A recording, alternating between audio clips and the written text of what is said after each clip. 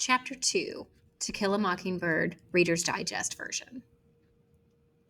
The remainder of my school days were no more auspicious than the first. Indeed, they were an endless project that slowly evolved into a unit in which miles of construction paper and wax crayon were expended by the state of Alabama in its well-meaning but fruitless efforts to teach me group dynamics. As I inched sluggishly along the treadmill of the Macomb County school system, I could not help receiving the impression that I was being cheated out of something. I could not believe that 12 years of unrelieved boredom was exactly what the state had in mind for me. Released from school every day 30 minutes before gym, I ran by the Radley place as fast as I could, not stopping until I reached the safety of our front porch. One afternoon, as I raced by, something caught my eye. I took a deep breath, a long look around, and went back. 2 live oaks stood at the edge of the Radley lot. Their roots reached out into the side road and made it bumpy. In one of the trees, some tinfoil was sticking in a knothole just above my eye level, winking at me in the sun. I stood on tiptoe, reached into the hole, and withdrew 2 pieces of chewing gum, minus their outer wrappers. I ran home and examined my loot. The gum looked fresh. I sniffed it, and it smelled all right. I licked it and waited a while. When I did not die, I crammed it into my mouth. Wrigley's Double Mint. When Jim came home, he asked me where I got such a wad. I told him I found it. Don't eat things you find, Scout. This wasn't on the ground. It was in that tree yonder. Spit it out right now. I spat it out. The tang was fading anyway. I've been chewing it all afternoon and I ain't dead yet, not even sick. Jim stamped his foot. Don't you know you're not supposed to even touch the trees over there? You'll get killed if you do. You go gargle. Right now, you hear? You don't, and I'll tell Calpurnia on you. Rather than risk a tangle with Cal, I did as Jim said. For some reason, my first year of school had wrought a great change in our relationship. Calpurnia's tyranny had faded to a gentle grumbling. On my part, I went to much trouble, sometimes, not to provoke her. Summer was on the way. Jim and I awaited it with impatience. Summer was our best season. It was sleeping on the back-screened porch and cots. It was everything good to eat. It was 1,000 colors in a parched landscape. But most of all, summer was dill. The authorities released us early the last day of school, and Jim and I walked home together. Reckon old Dill will be coming tomorrow, I said. Probably day after, said Jim. Mississippi turns them loose a day later. As we came to the live oaks at the Radley place, I raised my finger to point for the 100th time to the knothole where I had found the gum, and found myself pointing at another piece of tinfoil. I see it, Scout. Jim looked around, reached up, and gingerly pocketed a tiny, shiny package. We ran home, and on the front porch we looked at a small box patchworked with bits of tinfoil from chewing gum wrappers. It was the kind of box rings come in, purple velvet with a minute catch. Inside were 2 scrubbed and polished pennies. Indian heads, Jim said. 1906 and 1900. Scout, these are real old. Say, Jim, you reckon that's somebody's hiding place? Nah, don't know anybody much but us pass by here. Cecil goes by the back street and all the way around town to get home. Cecil Jacobs, who lived at the far end of our street, walked a total of 1 mile per school day to avoid the Radley place. You reckon we ought to keep 'em, Jim? Tell you what, said Jim, we'll keep 'em till school starts, then ask everybody if they're theirs. There's some bus child's, maybe. See how they've been slicked up? These are important to somebody. Indian heads, well, they come from the Indians. They're good luck, real strong magic. I'm going to put them in my trunk. Jim stopped and looked for a long time at the Radley place before he went to his room. He seemed to be thinking again. 2 days later, Dill arrived in a blaze of glory. He had ridden the train by himself from Meridian to Macomb Junction. He had eaten dinner on the train. He had seen two twins hitched together get off the train in Bay St. Louis and stuck to his story regardless of threats. He wore real short pants now with a belt, and he said he had seen his father. Dill's father was taller than ours. He had a black beard, pointed, and he was president of the L&N Railroad. I helped the engineer for a while, said Dill, yawning. In a pig's ear you did, said Jim. What do we play today? We strolled to the front yard where Dill stood looking at the Radley place. I smell death, he said. When I told him to shut up, he said, I mean it. I can smell somebody and tell if they're going to die. An old lady taught me how. Dill leaned over and sniffed me. Jean Louise Finch, you are going to die in 3 days. Y'all hush, growled Jim. You act like you believe in hot steams. What's a hot steam? Asked Dill. Ever walk along a lonesome road at night and pass by a hot place? A hot steam's somebody who can't get to heaven, just wallows around on lonesome roads, and if you walk through him, when you die, you'll be one too, and go around at night sucking people's breath. If you have to go through one, you say, Angel bright, life and death, get off the road, don't suck my breath. Calpurnia says that's silly, I said. Jim scowled darkly at me. Well, what'll we play? Let's roll in the tire, I suggested. I ran and pulled an old car tire from under the house. I'm first. Dill said he ought to be first. He just got here. Jim arbitrated, awarded me with first push with an extra time for Dill, and I folded myself inside the tire. Until it happened, I did not realize that Jim was offended by my contradicting him on hot steams. He rewarded me now by pushing the tire down the sidewalk with all the force in his body. Ground, sky, and houses melted into a mad pallet. My ears throbbed. I could not put out my hands to stop. They were wedged between my chest and my knees. The tire skittered across the road, crashed into a barrier, and popped me like a cork onto the pavement. Dizzy and nauseated, I raised my head and stared at the Radley Place steps in front of me. I froze. Jim was screaming, Scout, don't just lie there. Get up, can't you? I got to my feet, trembling. Bring the tire, Jim hollered. When I was able to navigate, I ran back to them as fast as my shaking knees would carry me. Why didn't you bring the tire? Jim yelled. Why don't you get it? I screamed. Jim looked at me furiously, ran down the sidewalk, treaded water at the Radley gate, then dashed in and retrieved the tire. See there, Jim scowled triumphantly. Nothing to it. I swear, Scout, sometimes you act so much like a girl, it's mortifying. Calpurnia appeared in the front door and yelled, Lemonade time! Lemonade in the middle of the morning was a summertime ritual. Calpurnia set a pitcher and 3 glasses on the porch. Jim gulped down his glassful and slapped his chest. I know what we are going to play, he announced. Something different. What? Asked Dill. Boo Radley. Jim at times was transparent. He had thought that up to contrast his own fearless heroism with my cowardice. Scout, he said, you can be Mrs. Radley. I declare if I will, Jim, he can get out at night when we're all asleep. How's he going to know what we're doing? Jim said. Besides, I don't think he's still there. He died years ago and they stuffed him up the chimney. Jim parceled out our roles. I was Mrs. Radley, and all I had to do was come out and sweep the porch. Dill was old Mr. Radley. He walked up and down the sidewalk and coughed when Jim spoke to him.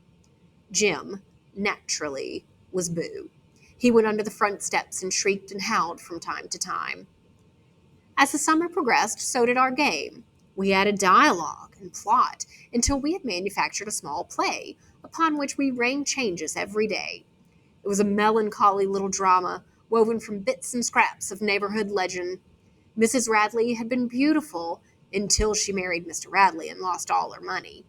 She also lost most of her teeth, her hair, and her right forefinger. Dill's contribution. Boo bit it off when he couldn't find any squirrels to eat.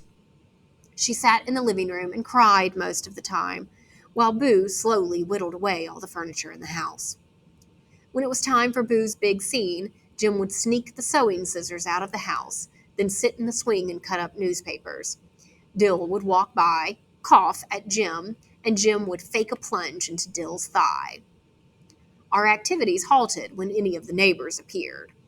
But one day we were so busy playing that we did not see Atticus standing on the sidewalk. "What are you all playing?" he asked. "Nothing," said Jim. "Does this by any chance have to do with the Radleys?" "No, sir," said Jim, reddening. "I hope it doesn't," Atticus said shortly, and then went into the house. "Jim," I said, "I think Atticus knows." "No, he don't. If he did, he'd say he did." Jim added that I was being a girl, that girls always imagined things. That's why other people hated them so. And if I started behaving like one, I could just go off and find some to play with. "All right, just keep it up then," I said. "You'll find out." Atticus's arrival was the second reason I wanted to quit the game. The first reason happened the day I rolled into the Radley yard. Through all the head shaking and Jim yelling, I had heard another sound, so low I could not have heard it from the sidewalk. Someone inside the house was laughing. To my relief, we slowed down the game for a while, with Dill in hearty agreement. Dill was becoming something of a trial now, following Jim about. He had asked me earlier in the summer to marry him, then he promptly forgot about it. He staked me out, marked me as his property, then he neglected me. I beat him up twice, but it did no good. He only grew closer to Jim. They spent days together in the treehouse plotting, calling me only when they needed a third party. On pain of being called a girl, I spent most of the remaining twilights that summer sitting with Miss Maudie Atkinson on her front porch, just across the street. Miss Maudie was a widow. She worked in her flower beds in an old straw hat and men's coveralls. But after her 5 o'clock bath, she would appear on the porch and reign over the street in magisterial beauty. She loved everything that grew in God's earth, even the weeds, with one exception. If she found a blade of nutgrass in her yard, it was like the Second Battle of the Marne. She swooped down upon it with a tin tub and subjected it to blast with a poisonous substance she said was so powerful it'd kill us all if we didn't stand out of the way. Miss Maudie made the best cakes in the neighborhood. Every time she baked, she made a big cake and 3 little ones, and she would call across the street, "Jim Finch, Scout Finch, Charles Baker Harris, come here." Our promptness was always rewarded. In summertime, twilights are long and peaceful. Often Miss Maudie and I would sit silently on her porch, watching the sky go from yellow to pink, while flights of martins swept low over the neighborhood. "Miss Maudie," I said one evening, "do you think Boo Radley's still alive?" "His name's Arthur, and he's alive," she said. "Do you smell my mimosa? It's like angel's breath this evening." "Yes'm."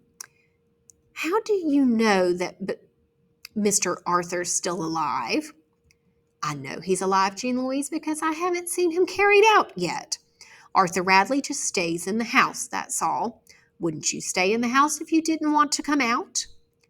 "Yes'm, but I'd want to come out. Miss Maudie, do you believe all those things they say about Mr. Arthur?" "What things?" I told her. "That is 3/4 color talk and 1/4 Stephanie Crawford," said Miss Maudie grimly. "Stephanie Crawford even told me once she woke up in the night and found him looking in the window at her.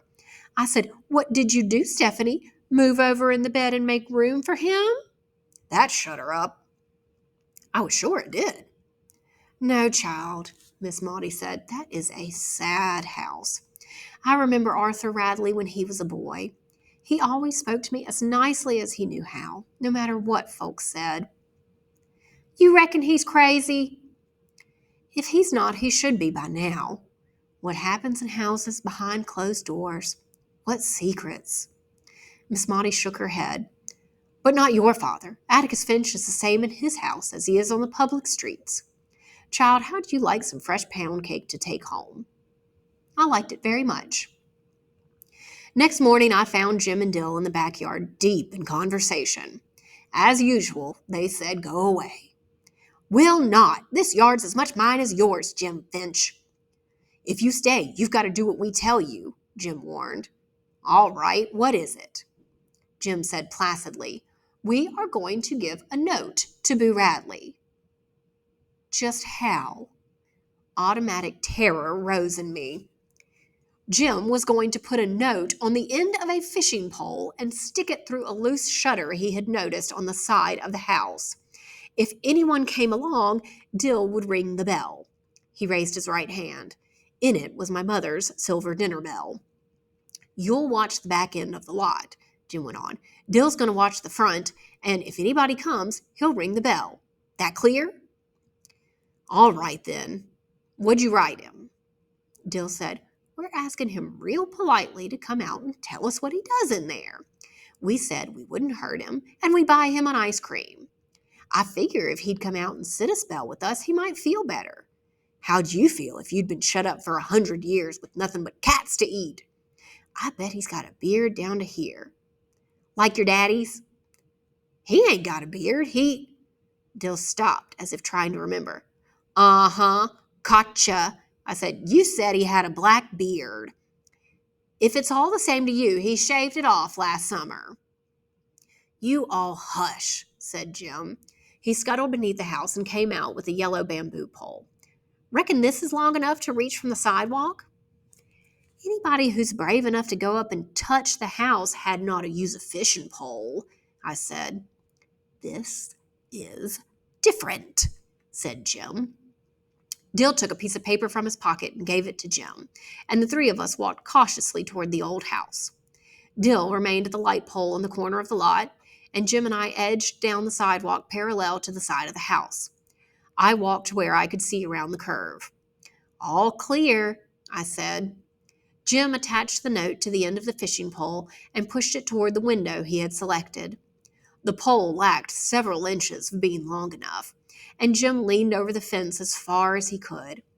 I watched him make jabbing motions, trying to place the note on the windowsill. It would flutter to the ground, and Jim would jab it up, until I thought if Boo Radley ever received it, he wouldn't be able to read it. I was turning to look down the street again when the dinner bell rang. Shoulder up, I reeled around to face Boo Radley and his bloody fangs. Instead, I saw Dill ringing the bell with all his might in Atticus's face. Jim looked so awful I didn't have the heart to tell him I told him so. Atticus said, stop ringing that bell.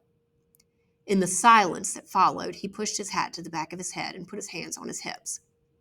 Jim, he said, what were you doing?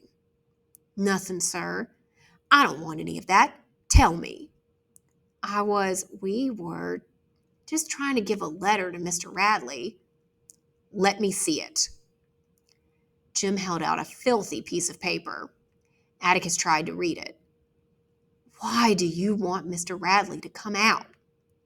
Dill said, we thought he might enjoy us, and dried up when Atticus looked at him. Son, he said to Jim, I'm going to tell you just one time. Stop tormenting that man. If Mr. Radley wanted to stay inside his own house, he had the right to stay there, free from the intentions of inquisitive children.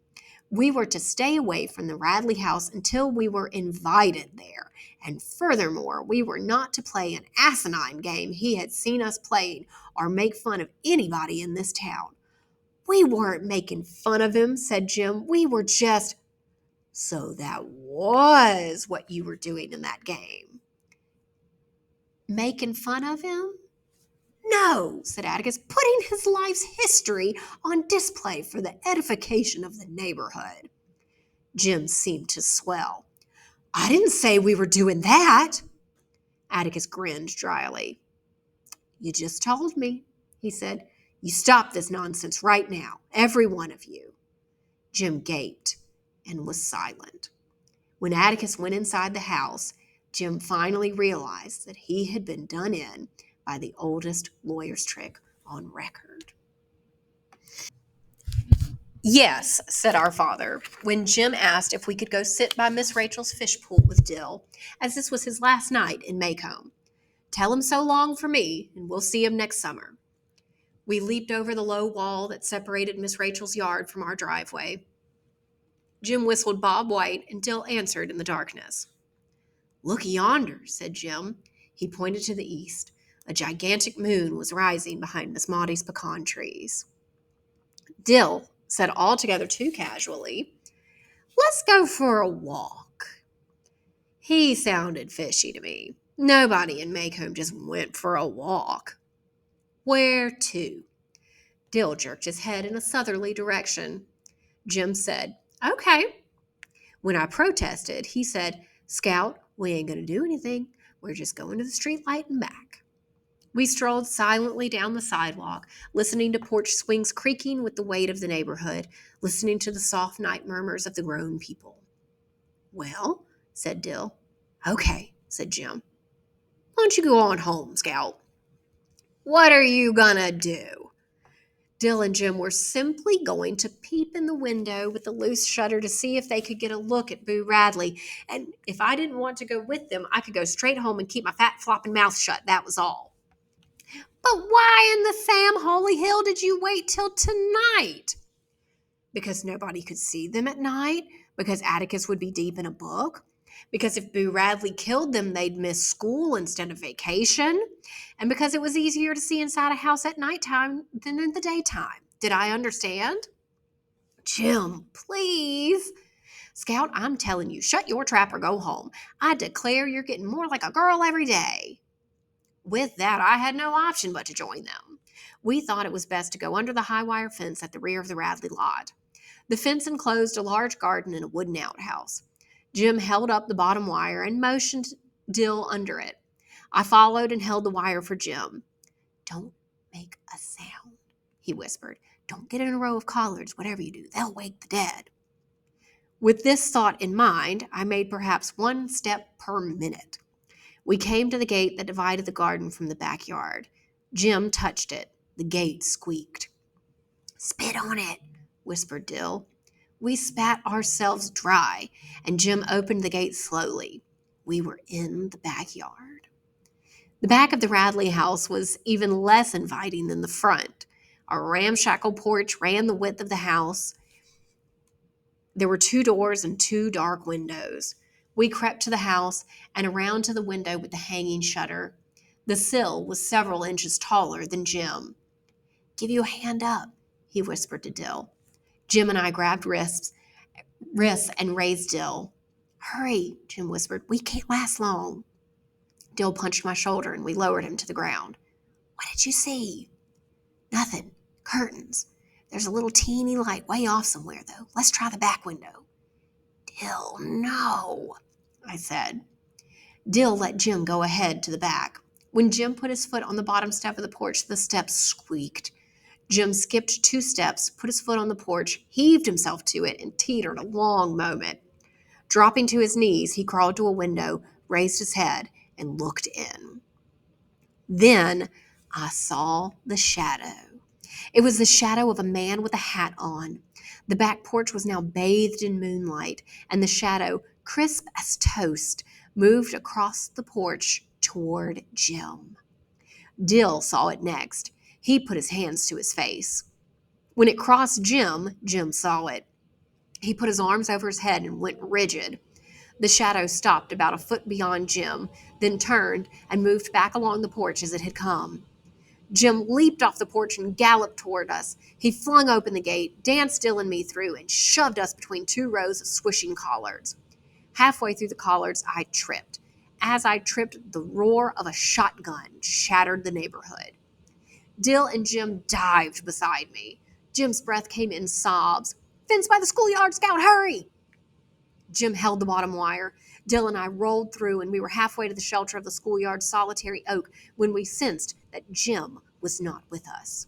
We ran back and found him struggling in the fence, kicking his pants off to get loose. He ran to the oak tree in his shorts. Safely behind it, Dill and I gave way to numbness. But Jim's mind was racing. We got to get home. They'll miss us. We ran across the schoolyard, crawled under the fence to the pasture behind our house, climbed our back fence, and rested at the back steps. Respiration normal, we strolled as casually as we could to the front yard. We looked down the street and saw a circle of neighbors at the Radley front gate. "We better go down there," said Jim. "They'll think it's funny if we don't show up." Mr. Nathan Radley was standing inside his gate, a shotgun across his arm. Atticus was standing beside Miss Maudie, Miss Stephanie Crawford, and Dill's aunt, Miss Rachel. We eased in beside Miss Maudie, who looked around. "Where were you all? Didn't you hear the commotion? Mr. Radley shot at a Negro in his collared patch." "Oh, did he hit him?" "No," said Miss Stephanie. "Shot in the air. Says he's got the other barrel waiting for the next sound he hears in that patch. And next time he won't aim high, be it a dog or Jim Finch." "Ma'am?" asked Jim. Atticus spoke. "Where are your pants, son?" "Pants, sir?" Mr. Finch." In the glare from the street light, I could see Dill hatching one. I won 'em from him," he said. "We were playing strip poker up yonder by the fish pool." Jim and I relaxed, but Miss Rachel went off like the town fire siren. "Dill Harris, gambling by my fish pool? I'll strip poker you, sir." Atticus saved Dill from immediate dismemberment. "Jim, Scout," said Atticus, "I don't want to hear of poker again. Go by Dill's and get your pants, Jim." As we trotted up the sidewalk, we heard Atticus's voice going on. "It's not serious. They all go through it, Miss Rachel." Dill was comforted, but Jim and I weren't. There was the problem of Jim's showing up in his pants the next morning. We came to Miss Rachel's steps and said goodbye to Dill, and he went inside. Then he evidently remembered he was engaged to me, for he ran back out and kissed me swiftly. "Y'all right here?" he bawled after us. Had Jim's pants been safely on him, I would not have slept much anyway.